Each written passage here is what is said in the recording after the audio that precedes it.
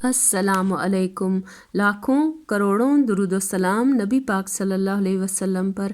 آج کی حدیث نوح بقالی کا یہ خیال ہے کہ موسیٰ علیہ السلام جو خضر علیہ السلام کے پاس گئے تھے وہ موسیٰ علیہ السلام بنی اسرائیل والے نہیں تھے بلکہ دوسرے موسیٰ تھے۔ یہ سن کر ابن عباس رضی اللہ تعالیٰ عنہ بولے کہ اللہ کے دشمن نے جھوٹ کہا ہے۔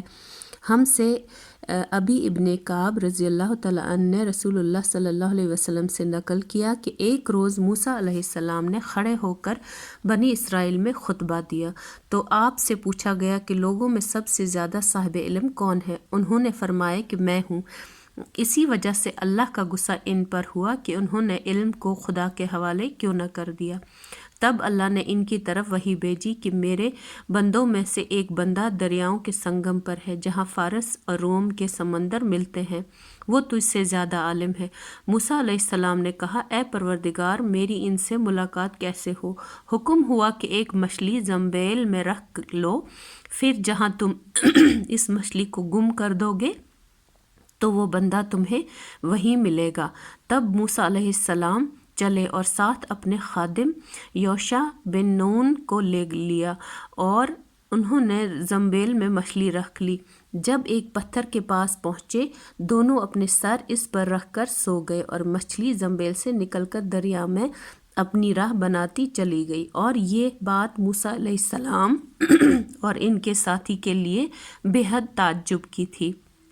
پھر دونوں باقی رات اور دن میں جتنا وقت باقی تھا چلتے رہے۔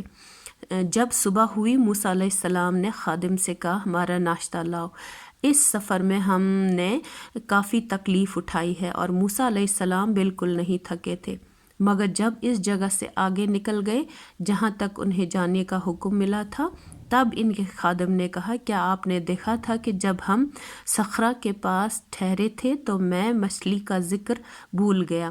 بقول بعض صخرہ کے نیچے آب حیات تھا، وہ اس مچھلی پر پڑا اور وہ زندہ ہو کر بقدرت الہی دریا میں چل دی۔ یہ سن کر موسیٰ علیہ السلام بولے کہ یہ ہی وہ جگہ ہے جس کی ہمیں تلاش تھی، تو وہ پچھلے پاؤں واپس ہو گئے۔ جب پتھر تک پہنچے تو دیکھا کہ ایک شخص کپڑا اوڑھے ہوئے موجود ہے۔ موسیٰ علیہ السلام نے انہیں سلام کیا۔ خضر علیہ السلام نے کہا کہ تمہاری سرزمین میں سلام کہاں؟ پھر موسیٰ علیہ السلام نے کہا کہ میں موسیٰ علیہ السلام ہوں۔ خضر بولے کہ بنی اسرائیل کے موسیٰ؟ انہوں نے جواب دیا کہ ہاں۔ پھر کہا کہ کیا میں آپ کے ساتھ چل سکتا ہوں تاکہ آپ مجھے ہدایت کی وہ باتیں بتلائیں جو خدا نے خاص آپ ہی کو سکھائی ہیں؟ خضر علیہ السلام بولے کہ تم میرے ساتھ صبر نہیں کر سکو گے۔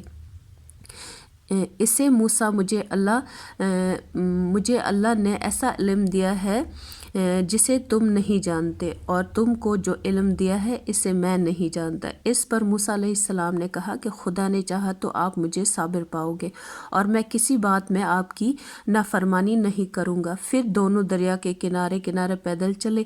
اس کے پاس کوئی کشتی نہ تھی کہ ایک کشتی ان کے سامنے سے گزری تو کشتی والوں سے انہوں نے کہا کہ ہمیں بٹھا لو۔ خضر علیہ السلام کو انہوں نے پہچان لیا اور بغیر کرائے کے سوار کر لیا۔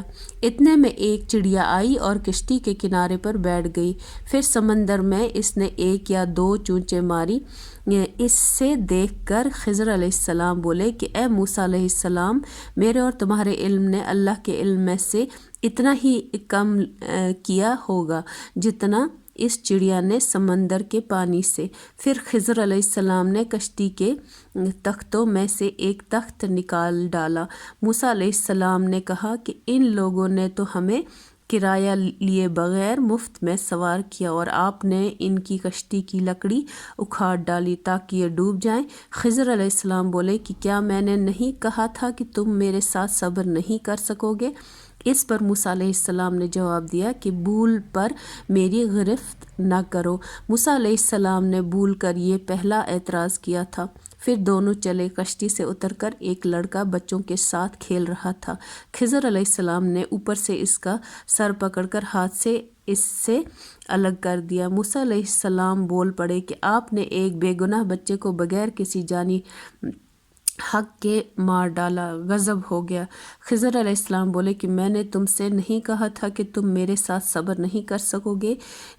ابن عبیہ کہتے ہیں کہ اس کلام میں پہلے سے زیادہ تاکید ہے، کیونکہ پہلے کلام میں لفظ لک نہیں کہا تھا، اس میں لک زائد کیا، جس سے تاکید ظاہر ہے۔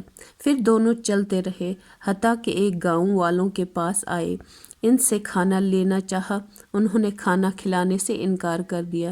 انہوں نے وہیں دیکھا کہ ایک دیوار اس گاؤں میں گرنے کے قریب تھی۔ خضر علیہ السلام نے اپنے ہاتھ کے اشارے سے اسے سیدھا کر دیا۔